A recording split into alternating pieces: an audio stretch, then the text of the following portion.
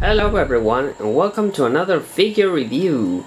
Today we're taking a look at Star Wars diecast vehicle figures from Disney exclusive store.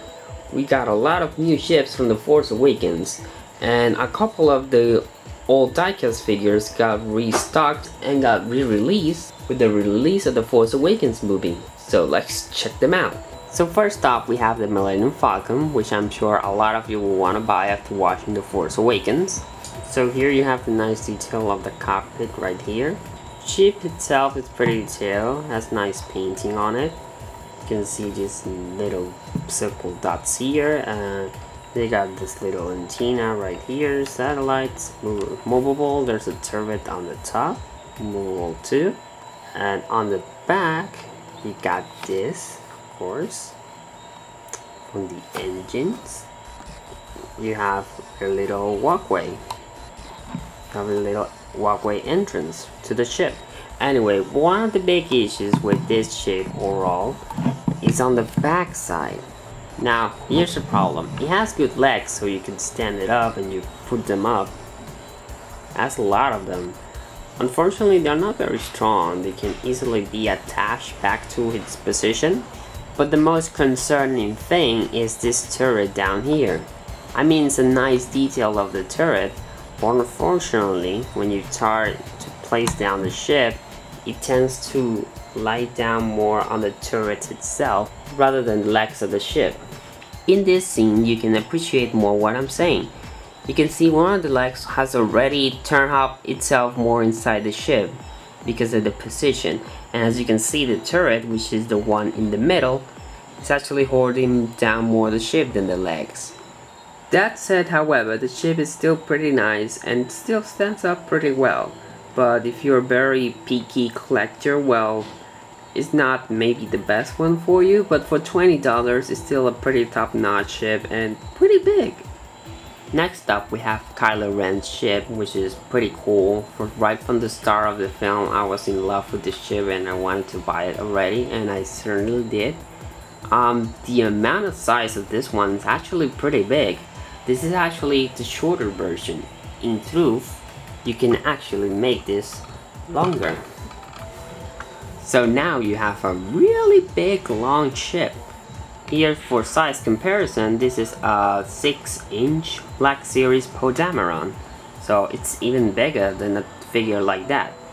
Of course, this also makes it a little bit more difficult to handle in terms of space for collectibles. But thankfully, they decided to make the wings retractable. So if you are not going to use them or anything, you can just keep them here. And it's actually nice because that way you keep them safer.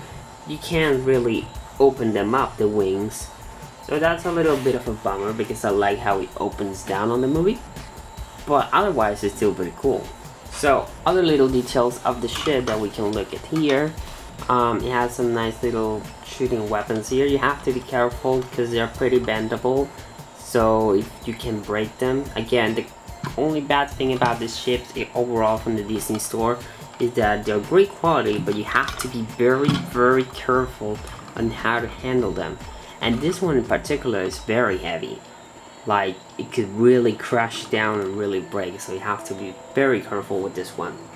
That said, for $20, the big size of the ship and details are great. You have some nice little things here to stick out. Some legs. Again, I still think these legs overall on these ships from the Disney store diecast figures, not strong enough. But again, for what they are, they do the job done. And you have nicely positioned Kylo Ren ship. I definitely recommend this ship if you love just collecting ships, especially from the dark side of the Force, or if you're simply a fan of Kylo Ren, this is a must.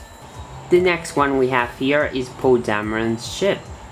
This one is personally my favorite new ship in the Star Wars universe from the Force Awakens movie. I always thought the X-Wings were cool, but I wish they had other coloring, and I think this one simply nails that. And let's take a big close look at it. Here in this one you can see on the top BB-8 The cockpit, you cannot open it, contrary to the Luke Skywalker one from the previous release. The detail painting though is actually very nice. I absolutely love it. They put a great job on it. As you can see, the back here looks great. On the sides, everything just looks really great. A few things is that this one is a bit smaller from the Luke Skywalker one that's on the same line of diecast figures. Like the wings are very small in comparison. But it also has this set of legs, which I think are really great. They're a little bit bendy, but they're removable, so you can put them and put them out. And that works better because they don't go inside the ship like the previous ships that I complained about. You can just stick them in a little hole on the ship and it stands up pretty well. Definitely the best of all the ships in terms of standing. Anyway, if you really liked Poe Dameron and if you like all the new ships on Force Awakens and just love this one, definitely a must. Next up we have the Star Destroyer, which is actually one of my favorites. Except the fact that it has no way for you to stand it up, so you have to put it like that, turn around like it was on Jakku in a way. But the details overall on it is pretty amazing. Here's a little close-up of it. Very nicely detailed lines all over the Star Destroyer. Little paints of yellow over there too. Here's the back of it. Pretty cool too. And overall, it's a pretty impressive ship. Again, the design is really great if you want to collect the ships. But if you just want them for display, well, this one's gonna be a bit more tricky. As you can see, there's really nothing to stand it up, and it did not came with anything for you to stand it up, which I think is the little thing that annoyed me a little bit. But here's the back of it, so you can see it. Pretty nice. So yeah, it really great, looks great in that sense. You'll just have to make it seem like the Star Destroyer from Jakku. Next up we have Boba Fett Slave 1 or Slave I, whichever you want to call it. It's pretty great, nicely detailed. This is definitely the Boba Fett one instead of the Jango one, although I like the Jango one more because of the color blue. This one still looks really great. The details on the back were okay. I thought they should have colored a little bit the motors here. In terms of other details, this flips a little bit, not recommended though. And the cockpit can be open, so that's nice. And these things right here, you can move them around, although they can be a little bendy, so you have to be careful with them. This one doesn't have anything to hold it, but the Slave I hangs around like that, so it looks great. Definitely great for your Boba Fett collection. Up next we have Darth Vader's TIE Fighter ship, or TIE Bomber, whatever you want to call it. But it's Darth Vader's ship, period. This one is actually pretty great. The fact that these TIE Fighters are made like this, it means that they don't need anything to stand up. And I think they're the most beautiful just on display, they look amazing. There's some nice detail over here. You can actually open this here. Don't know why you want to open it, but still very nice. Nice detail here. They can be a little paint wear around here when you buy the figure, but it's okay.